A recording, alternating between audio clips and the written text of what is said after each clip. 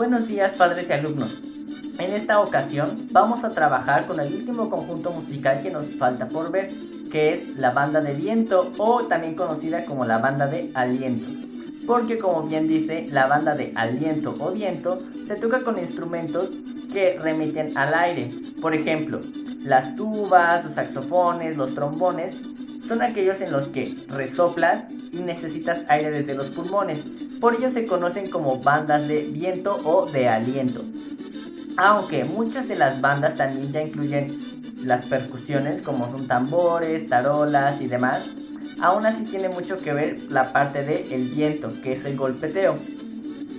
Vamos a realizar una pequeña inspección dentro de la historia de la banda, pero yo te voy a dar los datos a través de un desorden cronológico y tú vas a tener que realizarlos de acuerdo a una línea temporal y los vas a acomodar para que puedas comprender esa parte histórica.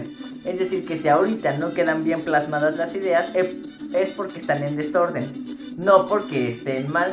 Tú vas a tener que identificar las fechas o las épocas, incluso los personajes, para poder desarrollar y guiarte sobre esa línea cronológica. Esa es tu actividad. Bien, vamos a comenzar. Primero, este punto quiero tocarlo en que se le conocía como banda de chile frito.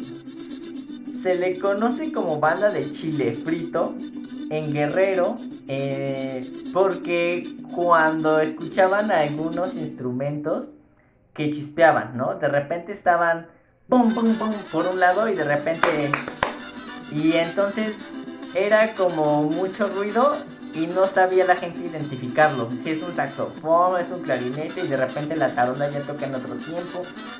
Y estaba como muy rebuscado el ruido. Entonces la gente decía, es que parece el chile frito.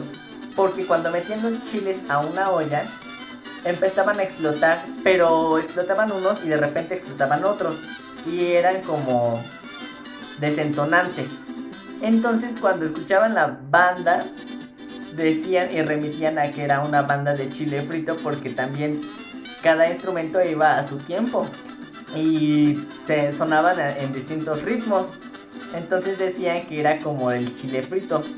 Pero no es porque frían chiles, sino porque sí era una ideología que tenían culturalmente y de ahí sale primero, ¿no? Como que la banda de chile frito, que estaba mal dicho, pero así se le quedó y así le conocen a veces por allá. Ya no toda la gente, pero aún se conoce. Esta resonancia del chile frito surge épocas después del porfiriato. Épocas me refiero a unos cuantos años después, no es como, pasaron muchísimos siglos, no, pasaron unos cuantos años para poder identificar en la zona de Guerrero que era una banda de chile frito. Vamos a irnos con 1910. En 1910 es Porfirio Díaz el encargado de crear en el conservatorio una instrumentación para las bandas militares. Las bandas militares iban al conservatorio y tocaban y funcionaban ahí, pero es gracias a Porfirio Díaz, porque él instruye junto con Benito Juárez la instrumentación musical pública en Oaxaca, Morelos y Michoacán. También fue en más estados, pero predominó principalmente en estos tres: Oaxaca, Morelos y Michoacán. Y ahí es donde la banda de aliento recobra como mayor auge, se hace más público.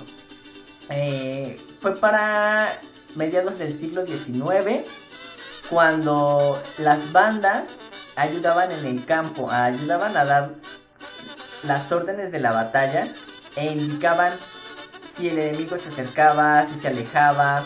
Era para animar los desfiles de la banda, de los militares, ¿no? Entonces, la función de la banda a mediados del siglo XIX era principalmente para los militares, no era para todo el público, nada más era para estas situaciones. Y sí, se tocaba en los pueblos, pero era porque anunciaban la llegada o la retirada de los guerrilleros y de los militares. O sea, no era como vámonos de fiesta esta noche, vamos a bailar, ¿no? O sea, no, nada más era un anunciamiento. Incluso en ese entonces tocaban solamente marchas y una que otra mazurca. Las mazurcas es un género dancístico que se baila, pero en ese entonces no se bailaban, porque solamente eran toques militares. Y posteriormente ah, hacían estos recorridos. Hacían estos recorridos principalmente ya para bautizos, para funerales, para animar algunas bodas, pero porque era algo elegante. Así como hoy en día decimos, me voy a casar y voy a invitar a los mariachis. En ese entonces también la banda militar era como, un elogio. Y la gente las invitaba a las bodas, a los bautizos y a los funerales. Empezaron a fungir en los funerales cuando los militares, después de las guerras o de las guerrillas, empezaban a fallecer, y entonces el toque de la banda militar estaba presente en honor a esa persona que había fallecido, y la gente lo empezó a adoptar como una forma elegante de despedir a su difunto. Pero la banda se instruye en México o toma forma y fuerza durante el reinado de Maximiliano de Habsburgo, porque era una influencia de las bandas francesa, austríaca y bélgica. Entonces, estas bandas ya estaban conformadas y aquí en México intentan imitarlas. No pueden realizarlas a su totalidad, pero intentan imitar lo que están haciendo estas bandas que trajo Maximiliano. Sin embargo, durante la época colonial, que recordemos que es la época del virreinato, es cuando vienen los instrumentos metálicos, gracias a los españoles y a alguno que otro francés, y se combinan con los instrumentos de los africanos, que eran aquellos instrumentos que eran de sonido y de percusión, como las tarolas, los tambores. Pero al hacer esta aleación de madera con los metales, prefieren el sonido de los metales y se quedan solamente estos instrumentos.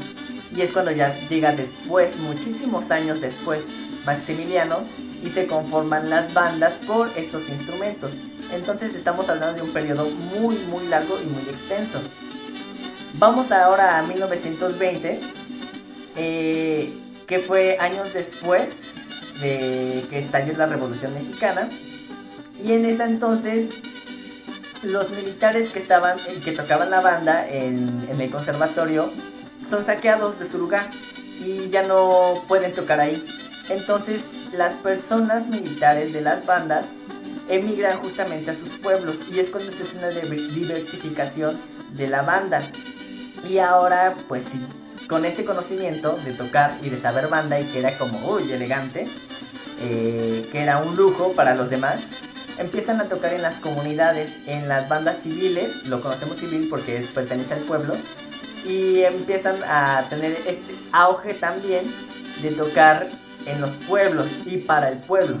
Y es cuando se diversifica en otros estados del norte, porque había principalmente la banda en el estado de Guerrero y de Oaxaca, era más presente en esa zona. Recordemos la banda del Chile Frito. Y entonces están muy presentes ahora en Sonora, en Zacatecas, en Sinaloa, y es cuando ya se conoce el tamborazo zacatecano, la banda sinaloense, y estas bandas que poco a poco han evolucionado. Si bien no se le ha dado una gran difusión a la banda en México, pero es algo característico, muy mexicano, porque la banda toca casi todos los tones, casi todos los géneros: jarabes, jarabillos, sones, chilenas, guapangos, polcas, redobas, chotices, cosa que hacen solo los mariachis, solo los tríos norteños, solo la marimba. Y no, la banda es tan versátil que puede tocar diferentes tipos de géneros dancísticos musicales, y se va apropiando poco a poco de la música, y la música también le corresponde. Entonces es muy importante y es bueno que hayamos cerrado con esta parte de la banda, para que también podamos como reflexionar respecto a la importancia que ha tenido en México y que sigue teniendo, porque a diferencia de los otros conjuntos como el conjunto jarocho, el trío huasteco, la banda sigue evolucionando. Espero que esto te sirva para tus aprendizajes, y cualquier duda recuerda que estamos en contacto. Excelente tarde.